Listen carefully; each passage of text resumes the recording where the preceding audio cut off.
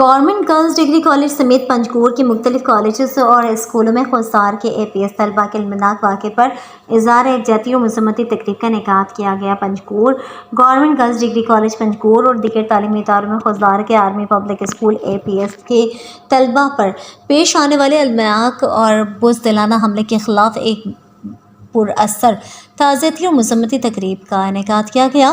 اس موقع پر شمعیں روشن کی گئیں اور سانحے میں شہید ہونے والے معصوم طلبہ کی یاد میں 1 منٹ کی خاموشی اختیار کی گئی۔ تقریب میں طالبات، اساتذہ، کالج انتظامیہ اور مختلف شعبۂ زندگی سے تعلق رکھنے والے افراد نے شرکت کی۔ شرکاء نے اس دلخراش واقعے پر شدید رنج و غم کا اظہار کرتے ہوئے شہداء کے لواحقین سے دلی ہمدردی اور تعزیت کا اظہار کیا۔ شرکاء کا کہنا تھا کہ یہ حملہ در حقیقت تعلیم، امن اور انسانیت پر حملہ ہے، جس کی جتنی مذمت کی جائے کم ہے۔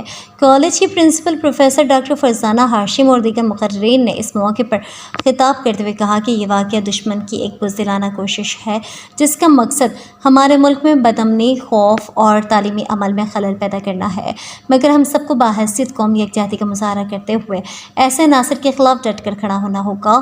انہوں نے مزید کہا کہ تعلیم یافتہ نسل ہی ایک پرامن اور محفوظ قوم کی ضامن ہے، لہٰذا ہمیں نہ صرف تعلیم کا فروغ جاری رکھنا ہے بلکہ ایک دوسرے کا ساتھ دے کر ملک دشمن عناصر کو شکست دینی ہے۔